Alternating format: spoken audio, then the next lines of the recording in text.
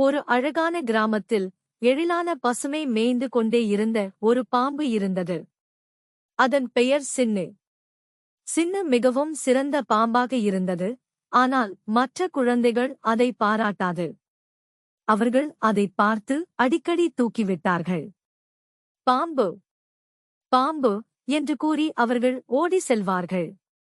சின்னு உன்னைப் போலவே சிரிக்க விரும்பியது. ஆனால் அது சோம்பலாக இருந்தது.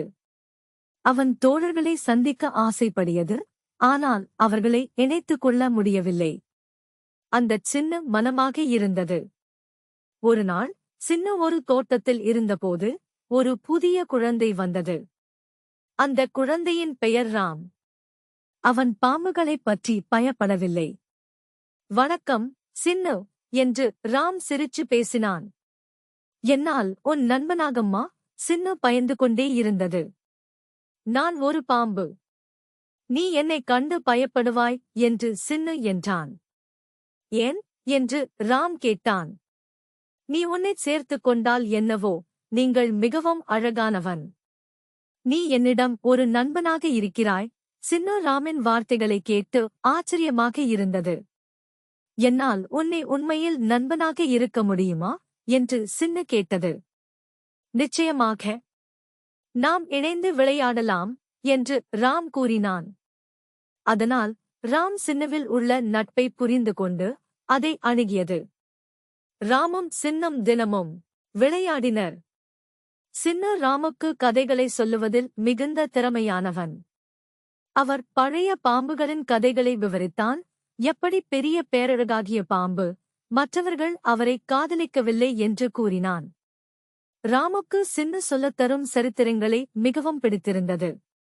அவன் அதனைக் கேட்டு பாராட்டியதும், இந்த வரலாறு சின்னு, நீ என்னுடைய சிறந்த நண்பன் என்றான். ஒருநாள் கிராமத்தில் ஒரு பெரிய ஆற்றில் தூரத்தில் உள்ள ஒரு சிறிய குழந்தை தவறி விழுந்தது. படகில் தங்கியிருந்த குழந்தை பச்சை தீயாய் காயமடைந்தது. அவரை காப்பாற்ற முடியுமா என்பதை யாரும் தெரியவில்லை. சின்னு அங்கு வந்தபோது ராம் தூரத்தில் கண்டான். சின்னு, நம்முடைய நண்பர்கள் அங்கு உதவி கூட முடியவில்லை. நாம் ஏன் உதவி செய்யாதீர்கள் என்றான். சின்னு பயப்படவில்லை. நான் அதை செய்யலாம். நான் நீரினரை கடந்து செல்ல முடியும் என்றான். சின்னு நீரின் அருகே சென்றது. மனம் படுத்துங்கள், நான் வந்திருக்கிறேன் என்று கூறிவிட்டு சின்னு நீரின் மேல் படகில் சென்று குழந்தையை மெல்ல குத்தி அதன் அருகே கொண்டு வந்தது. ராமும் மற்ற குழந்தை நண்பர்களும் சேர்ந்து வந்து அவரை காப்பாற்றினர். எல்லா குழந்தைகளும் சின்னுவை பாராட்டினர். பாம்பு, நீ எவ்வளவு துணிச்சலானவன் என்று கூறினர். சின்னுவில் மிகுந்த மகிழ்ச்சி இருந்தது. நான் மிகவும் மகிழ்ச்சியாக இருக்கிறேன். நண்பர்கள் என்பதற்காக நான் எதையும் செய்யலாம் என்று அவன் தெரிவித்தான். அந்த நாளுக்குப் பிறகு சின்னு மிகவும் பிரபலமான பாம்பாக மாறினான். கிராமத்தைக் கண்டுகொண்டு அனைத்து குழந்தைகள் சின்னுவுடன் விளையாட ஆரம்பித்தனர்.